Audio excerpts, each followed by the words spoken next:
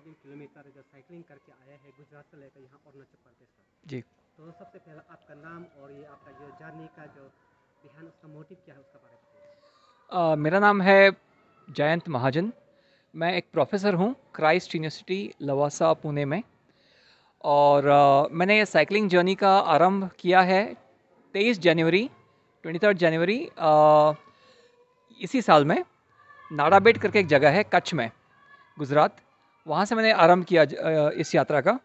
और फिर वहाँ से गुजरात का जो इंडिया पाकिस्तान बॉर्डर है वहाँ से शुरू किया। फिर coastal region of Maharashtra, coastal region of Gujarat, Goa, Karnataka, Kerala, Kanyakumari, फिर तमिलनाडु, आंध्रा, उड़ीसा, वेस्ट बंगाल, झारखंड, जलपाईगुड़ी से फिर आसाम, फिर वहाँ से मेघालय, त्रिपुरा, मिज़ोरम, मणिपुर, नागालैंड, वहाँ से होके फिर से आसाम में आके अभी यहाँ पे अरुणाचल में आया हूँ। फिर यहाँ से आगे चल के मैं जाऊँगा Bihar, UP, northern part of India, Kashmir, Ladakh, Himachal, वहाँ से फिर पंजाब, राजस्थान। और जहाँ से मैंने शुरू किया है इस यात्रा को, कच्छ, नाड़ाबेट, उसी जगह पे इस यात्रा का मैं समारोपण करूँगा। सर आपका इसमें जर्नी का जो मोटिव एग्जैक्टली क्या है। तो मेरा एक ऑब्जेक्टिव है लोगों को क्लाइमेट चेंज का ये जो इशू है इसके बारे में अवेयर करना। तो जो मैसेज मैं कैरी कर रहा हूँ वो है चेंज बिफोर क्लाइमेट चेंज। मतलब पर्यावरण का जो संतुलन है वो बिगड़ रहा है, और वो और बिगड़ने से पहले हमको हमारे में परिवर्तन लाने की ज़रूरत है। क्योंकि हमारे ही जो एक्शंस है, जो डिस्ट्रक्टिव एक्शंस है, उसकी वजह से ये पर्यावरण का संतुलन बिगड़ रहा है। और ऐसे ही बिगड़ता रहा तो फिर हम लोग ये पृथ्वी में रह नहीं पाएंगे। तो यही मैं एक मैसेज कैरी कर रहा हूँ। सर ये आप ये कौन सा दिन में कौन सा ध्येय में कौन सा महीना में ये शुरू किया था आपका जर्नी और अभी कितना दिन लगा अरुणाचल तक आने के लिए। तो मैंने ये यात्रा शुरू करी 23 जनवरी को, नाड़ाबेट इस जगह से। और अभी तक मेरे तकरीबन 8 महीने हो चुके हैं, 7.5-8 महीने के आसपास इस यात्रा के। और जो मेरा टोटल 20,000 किलोमीटर का जो टारगेट है उसमें से अभी तक अप्रॉक्सीमेटली 11,000 किलोमीटर हो गया है। सर आपने इतना एज प्रोफेसर होने के बावजूद भी आपने ये क्लाइमेट चेंज को लेकर आपने जो साइकिलिंग में जर्नी किया है, तो उसी बीच इसमें आपका बहुत से परेशानी भी आया होगा रास्ते पे। जी। या क्या क्या आप उस समय जो झेलना पड़ा आपको कुछ दुख तकलीफ के बारे में। तो इसमें मतलब लॉजिस्टिकल चैलेंजेस जो है, जैसे साइकिल कभी ख़राब हो जाती है, कभी जैसे स्पेशली नॉर्थ ईस्ट में ये काफ़ी परेशानी आई। जैसे मतलब कहीं पंक्चर हो गया, या कहीं जैसे मेघालय में है, मिज़ोरम में है, बहुत सारे लैंडस्लाइड्स में से मुझे गुजरना पड़ा। या पूरी साइकिल ऐसे कीचड़ में फंस जाती है, फिर आगे चलती ही नहीं है। तो फिर वहाँ पे फिर कहीं पब्लिक ट्रांसपोर्ट का इस्तेमाल करके या ऐसे कहीं फिर आगे आगे चलना पड़ता है। तो ऐसे मतलब लॉजिस्टिकल चैलेंजेस तो काफ़ी आए हैं। कभी ऐसी जगह पहुंच जाते हैं वहाँ पे अभी रहने की जगह नहीं है, तो फिर कहीं मंदिर में, धर्मशाला में, कहीं ट्रक ड्राइवर्स के साथ में उनके केबिन में, कहीं कभी फुटपाथ में भी मतलब सोना पड़ता है। लेकिन मतलब ये तो मतलब एक पार्ट ऑफ जर्नी है, पार्ट ऑफ एक्सपीरियंस है। तो लेकिन बाय एंड लार्ज मुझे लोगों का बहुत सपोर्ट रहा है। और ये सारे चैलेंजेस के बावजूद ये मैं अपनी यात्रा को मैं पूरा कर पा रहा हूँ अभी तक। सर आपने कहा है कि आपको ऑलमोस्ट 8 मंथ हो चुके हैं जी। आपका जिस जर्नी पर। तो इतना समय का अंदर में कुछ फाइनेंशियल भी आपका प्रॉब्लम आया होगा क्या आप कहीं कहीं कुछ या संगठन से या गवर्नमेंट का सपोर्ट से कुछ थे। नहीं, ये जो पूरी यात्रा है पूरी सेल्फ फंडेड है। इसमें कोई गवर्नमेंट का संगठन या कोई ऐसे इन्वॉल्व नहीं है। तो मैं इस यात्रा का जो मतलब ये मेरा प्लानिंग है, ये पिछले तकरीबन 2 सालों से कर रहा हूँ। तो मैंने अपना एक बजट बना के चला था, और उसी बजट में अभी चल रहा है। और बीच में वैसे मतलब इनफॉर्मल सपोर्ट मिलते रहता है कि किसी के घर में हम लोग रुक गए, या जैसे अभी यहाँ पे सीआरपीएफ या असम राइफल्स है, या उनका नेटवर्क के थ्रू हम लोग, मैं कभी उनके अभी यहाँ पे ज़ीरो में आया हूँ तो सीआरपीएफ के फैसिलिटी में रहा हूँ। इसके पहले भी मैं ऐसे ही रहा था सीआरपीएफ के साथ में। तो ये थोड़ा सपोर्ट मिल जाता है। कोई भी एनजीओ है, कोई फॉरेस्ट का ऑफिस है, या कोई फ्रेंड होता है कोई शहर में, तो वहाँ पे मैं रुक जाता हूँ। तो ये इसमें थोड़ा सा फिर खाना पीना रहने का जो खर्चा है वो बच जाता है। अभी आप अभी अभी तक फिलहाल आपका कितना किलोमीटर आप ये टेक ये अभी तक अप्रॉक्सीमेटली 11,000 किलोमीटर हो गया है। तो और कितना आपका ये 20 किलोमीटर लगने के लिए आपका और कितना दिन और कितना महीना तो अभी और एक 9,000 किलोमीटर का टारगेट है। तो मेरे ख्याल से मेरा एक्चुअली ओरिजिनल प्लान 1 साल का था, लेकिन लगता है मुझे 1.5 साल लगेगा। मतलब और एक 6-7 महीना तो चाहिए मुझे। सर आपने जीरो पे आके यहाँ पे जो ये जीरो वैली स्कूल में आके आपको ये अपने यहाँ पे इस बच्चों के साथ में जो आपका जो नॉलेज को शेयर किया, तो जी। आप क्या कहना चाहेंगे? मैं अभी ज़ीरो में कल आया था और तब से मतलब जब मैं कोई बम्बई से आता है, पूना से आता है और ज़ीरो में आता है, ये तो मतलब जन्नत है। This is like a heaven, है ना?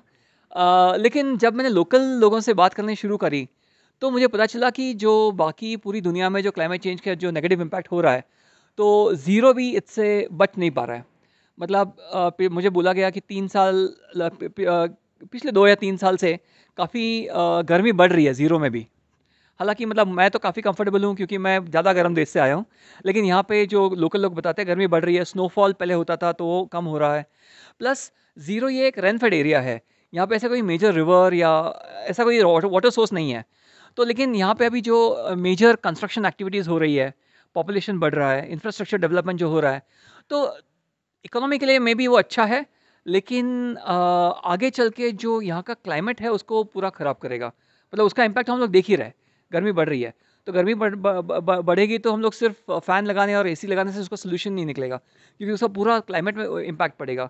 तो मेरे ख्याल से जो इंफ्रास्ट्रक्चर प्लानिंग अथॉरिटीज़ है, जो लोकल लोग हैं, जब भी आप लोग अपना खुद का घर बनाते हो या जो भी इंफ्रास्ट्रक्चर खड़ा करते हो, तो आपको बहुत क्लाइमेट की तरफ सेंसिटिव होके जो है उसको प्रिजर्व करने की ज़रूरत है। सर आखिरी में अभी आप जो साइकिलिंग करके आप जो ग्लोबल वार्मिंग को लेकर आप अवेयरनेस दे रहे हैं जगह जगह जाके, जी। तो बहुत से ऐसे लोग हैं कि इसका कुछ अवेयर ही नहीं है, तो बाकी लोगों को आप ही तरह एक इस तरह अपना सेल्फ वो आदमी को ये अवेयरनेस देने के लिए जी। तो क्या क्या इस तरह का जो अवेयरनेस करना चाहिए इसका थोड़ा तो इसमें 2-3 चीज़ मैं बताना चाहूँगा।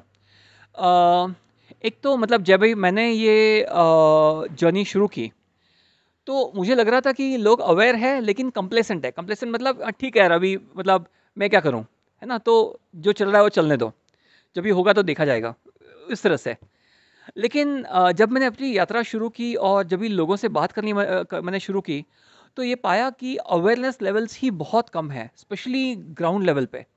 तो जैसे मैं कोई विलेज में जाता हूँ, तो उनको उनके उनके साथ मैं क्लाइमेट चेंज के बारे में बात करता हूँ, तो बोलते हैं हाँ ठीक है, गर्मी बढ़ रही है, लेकिन ये शायद भगवान की मर्ज़ी है, इसमें हम लोग क्या कर सकते हैं। तो उनको ये नहीं लगता है कि ये मतलब कोई ह्यूमन इंटरवेंशन की वजह से हो रहा है या हम लोग इसमें कुछ कर सकते हैं। तो ये अवेयरनेस लेवल्स लाने की बहुत ज़रूरत है।